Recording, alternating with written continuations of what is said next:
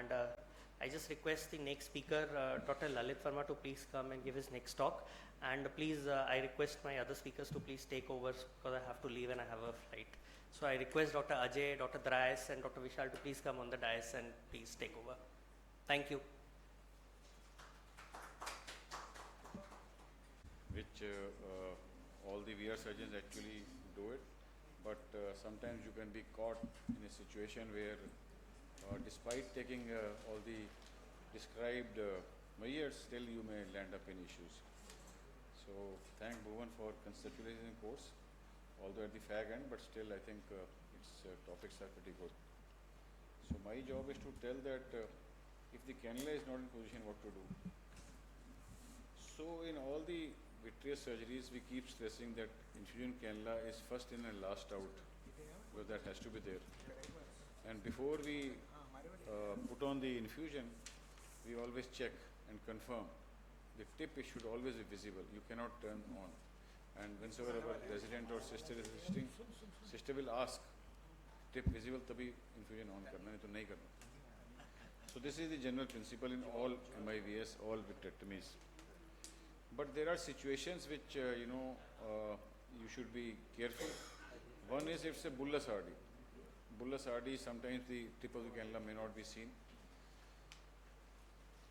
Or if the choroid is very thick, because all of us are doing MIVS 23 gauge, 25 gauge, we mostly make two-plane incision like this.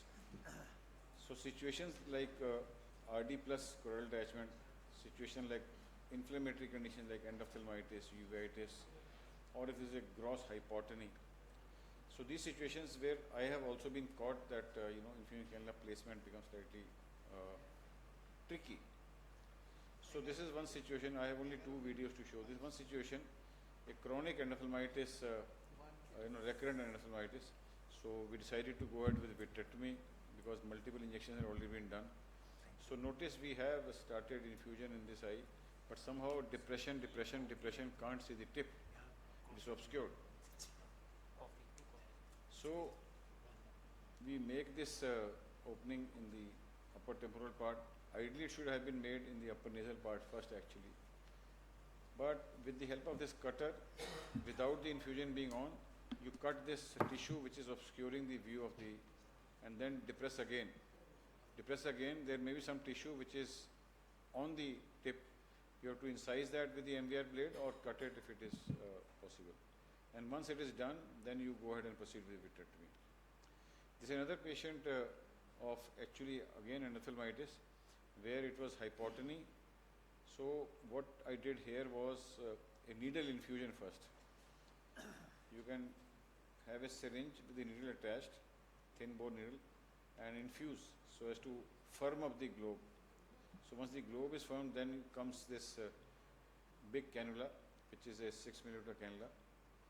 And the advantage of 6mm cannula, by and large, because it's not usually found on the table nowadays because we don't use much, is that the propensity to go through the sclera, the thick choroid, and the vitreous is very high.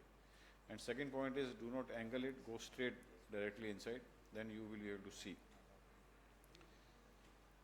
So in case you saw here, after the needle infusion, we took this 6mm cannula and go straight inside. Because in classic MIVS nowadays we make 2-step incision. So this is another patient who had chronic uveitis, which was complicated with detachment. So left eye was okay. In the right eye, it was a predominant nasal detachment. So how we did this patient was,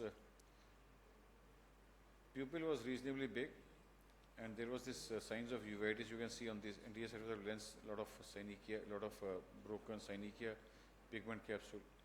So once we started this vitrectomy, you can see the illumination is much less, as if it is coming through the retina. But remember, you don't have to do too many movements at that time. If you keep going in and out, you may create issues. So whatever vitrectomy, I thought I will, whatever is visible, I'll do. You can see these breaks, you can see this all pigmented vitreous here, signs of old uveitis, large multiple breaks here. So did continue for some time. And after that,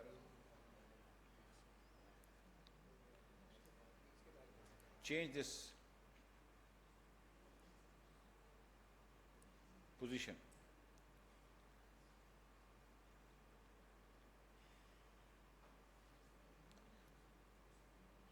So now suddenly the illumination has brightened up, and then we do the further vitrectomy. After some membrane dissection, injected 1 cc of PFCl, further vitreous dissection. Remember, this was a re-surgery actually. So change the position of the light pipe. Now suddenly the illumination has become very nice, because I shifted from upper nasal towards 12 o'clock more, although maneuverability was an issue. You see multiple breaks in the upper part also. Tried to peel off whatever membranes I could. Now both the instruments are inside.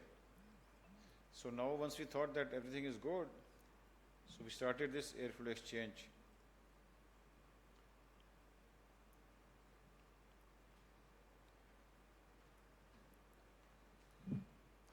So once we started air fluid exchange, you notice this detachment is becoming bullous here, and air comes into here.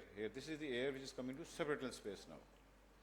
Air is coming to subretinal space. So again, you have to pause for some time, recheck. You see, sometimes what may happen is in the beginning it's okay, but once you start to change, retina becomes bullous. So cannula, which was in the vitreous, because the retina becomes bullous, this becomes subretinal then.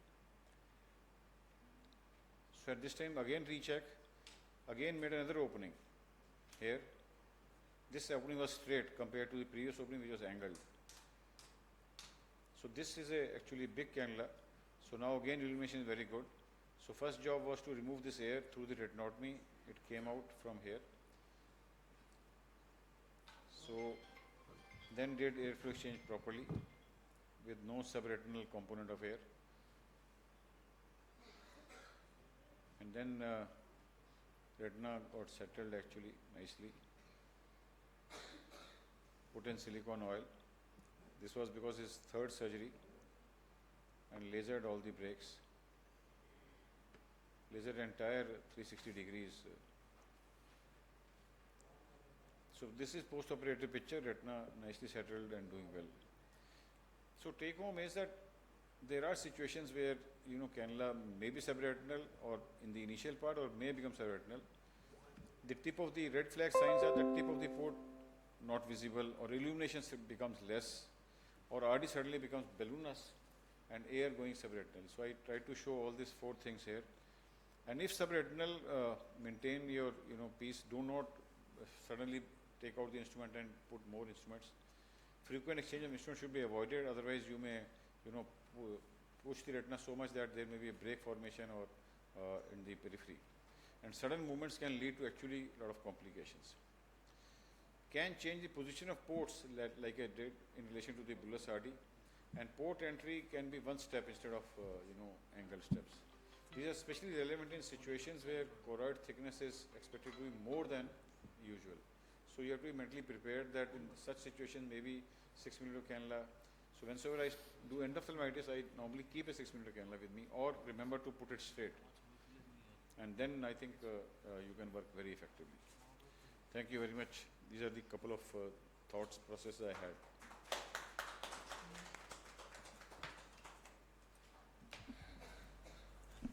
Thank you, sir. That was a beautiful talk. Any questions from the audience? I want to ask you, sir, sometimes do you feel that even now I need to put a 20 gauge sutured cannula, because very, very rarely we still do that, like a hybrid vitrectomy. Yeah, correct. So therefore, if you are, pre-operatively, you have seen the patient nicely and remember that this is a patient who has hypotony or who has end-off. So I will definitely insist that on the table you should have a 6 mm cannula, even at the cost of suturing, because that will definitely save. 6 mm cannula, I have rarely seen it will go subretinally or suprachoroidal. It will definitely go inside. So you're right, Raj, that you should, OT should, nowadays in modern day OT setups, people do not have this. Forget about it. Yeah, forget about it. And so if you have a lot of choroidal detachment and hypotony, how many days would you like to give steroids, atropine, before you operate a detachment? Would you like to Not wait much. or? Previously, we used to wait for, a week or 10 days. Now not, because I will give steroids for maybe 2-3 days and then go inside. Because the more you wait for choroidal detachment, it lands up to PVR. So you can't keep waiting. So you just want to build up the pressure. If the pressure, suppose patient presenting pressure 2, if it has come to 6 or 8, I will, be take him I'll out. just mention here, since you mentioned that, in fact, there is a patient I'm operating tomorrow, day after, who came to us with massive choroidal detachment, 360 degrees, with a retinal detachment which was seen. So I gave a suprachoroidal steroid for this patient. Within 3 days, the choroidal detachment mostly had settled off. Put on because he was obese, he's hypertensive, he's diabetic, and these patients I cannot So give. how many days? Sorry, sir? The super flattened out. Yeah, it's within 3 days. The inferior one was gone, the superior one little bit remaining. That's a good, I And think, it's, suggestion. it's, Very good and suggestion. it's a very easy method of doing. Very good suggestion. So no yeah. IVTA, it's a because you can inject in a choroidal detachment. You don't need any special cannulas. I use my own All the more cannula easy, actually. and it works very well. Very good. Then other thing was, which I just want to mention, is that when you are having a cannula, and I've had this experience twice, when I was injecting oil, my assistant pulled on the cannula a little bit accidentally, and the oil started, so the Subretinal. oil was already half full, and then the oil started going subretinally. So it's very important that you tape the cannula. So the cannula is there and we tape it so that they cannot pull it off. So that is something I wanted to share. And the other thing is something we use, it's a very, very old thing, but midricaine, Deca and Adrenaline and Atropine. So if we have a lot of choroidals, we just give that 1 or 2 days before pre-op, subconj in the OPD, and that also helps. So something very, very old. I also do that sometimes. So midricaine is something. Why adrenaline? It's the midricaine what we used to give earlier. Yeah, so It what basically direction of the settles the ciliary. Cycloplegic is important. Cyclopegic and Atropine. the barrier, blood aqueous barrier, etc. Waiting, Yeah, and we don't. Yeah, I think no sir is point. right. The message is nowadays we don't really need to wait. Nowadays but we don't wait. Previously when we were in RPC, we used to wait. Yeah. And land up in PV. even in SN traditional teaching was wait, but Yeah. nowadays I think No, the so if concept you has do changed. not wait, do you drain it on the table before starting? Yeah. Yes. Yes. That's what I'm saying. Yes, No, yes. But the message should go The in. message will be that you take depending on the phakic status, pseudophakic, you can put a AC maintainer Yeah. And and drain. the choroid from outside Correct, first. correct. Yeah. And the Yeah. placement is, as sir showed, is very critical because where there is a massive choroidal, you can avoid. You can put a nasal cannula or avoid that area if you know where it is from before. Yeah. Yeah, That's yeah. another thing. No, sometimes people say when you can even directly put your cannula into the suprachoroidal space, start the AC maintainer, it will keep draining. Yeah, I'm asking. So I think Sangeet has shown in the suprachoroidal space, so it's been. Thank you so much. That's good. Thank So you.